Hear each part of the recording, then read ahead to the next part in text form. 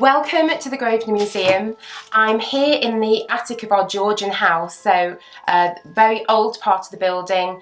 It's cold, which is why I've still got my coat on. It's very atmospheric, it's a little bit spooky to be honest.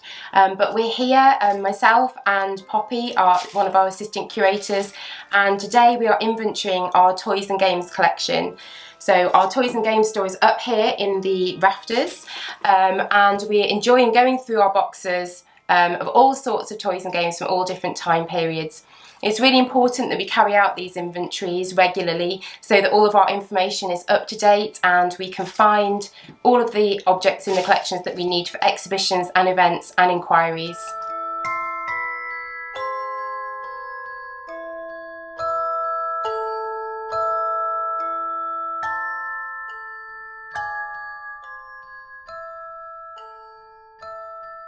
Oh, I have my eye on this one. This looks amazing. Prehistoric monsters battle.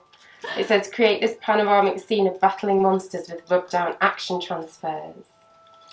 Oh wow! I love that. So there. Oh, do you remember these? You used to have them. Oh, so you put this on there. Look, someone's done it there, and then you rub over it with a pencil, and they come off.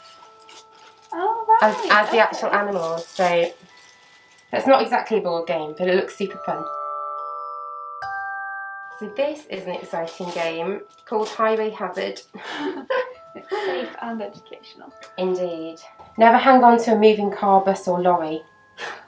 Go to the chemist to be patched up for a 6 to leave.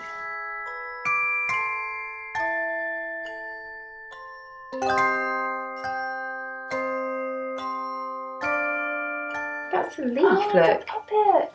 It's painted on a leaf. That's incredible. It's amazing.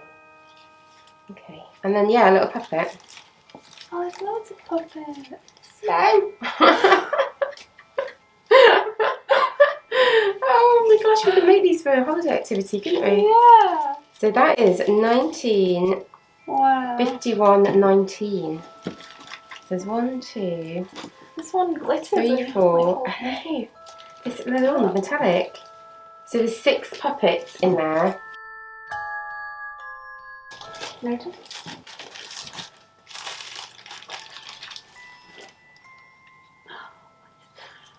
Are they tiny toys for dolls? I think so. Oh. There's some tiny holly. Little Christmas presents! Oh my goodness. The little thing.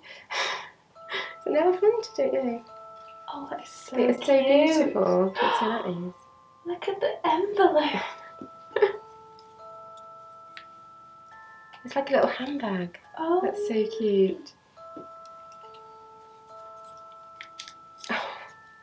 Some tiny books. Oh, and... it's carmine. Oh, for painting it. Yeah. It's like a red Wow. thing. And then some little tiny bead crosses. And some tapestry. Some playing cards. Oh, the playing cards. They're just, that's amazing, isn't it? I love really it. Cool.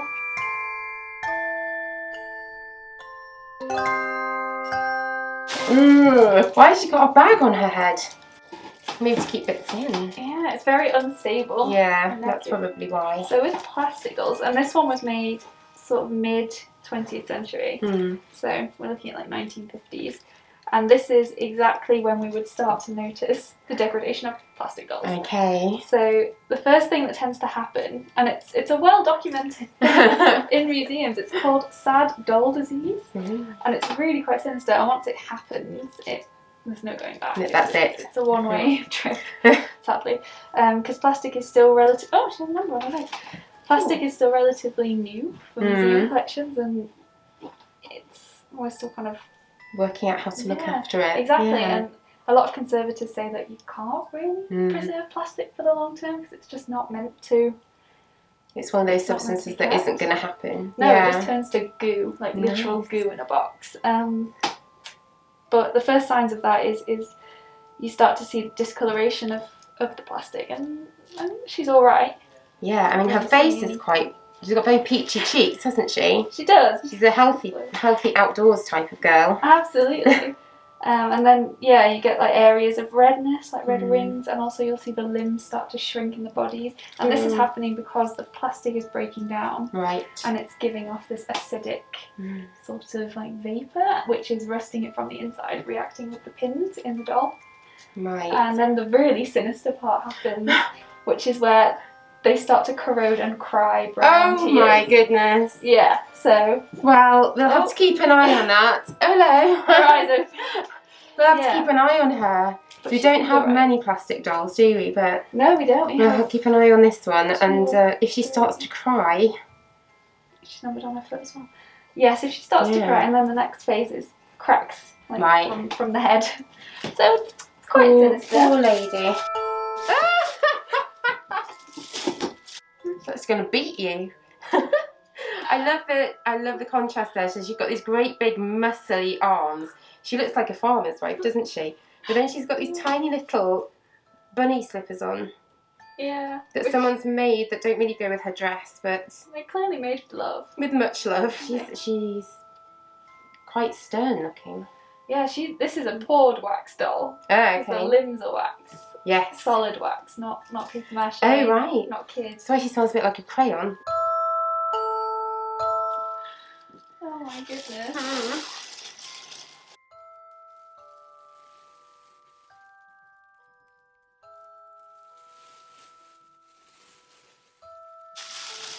Oh, she looks so happy. It's that smile, isn't it? Yeah. So she's cracked all over her chest and all over her face, and she's even got... Yeah. So, I mean, presumably she had something pinned onto her head there, because she's got a pin right in the middle of her forehead. All the way around. Like, she looks a bit rustic, as in like... I mean, if you look at the dress, it's a beautiful dress, but the way it fits on her body... Just pick her up carefully. Isn't particularly... No, I mean, it looks like maybe someone's pinned it on, as opposed to it being made to fit her. So maybe a child is having a go at making their own clothes. Yeah. But it kind of looks like that is the reason for the fragility. Yeah. It's around the pinpoints that you can see the cracks. That's where the cracks are. You're right. Yeah. Yeah, around the head as well. So Yeah. this, I wouldn't say here, this is from age. No, these are pinned on as well. So she's potentially not being treated brilliantly. No. By her owner, poor doll. Does she have, if you look up her skirt and on her side, does she have pulleys? Yes. Does she? Look. Oh my god! I didn't want to do that again. Okay, hang on. Let's try it again. Play with the bluest blue eyes.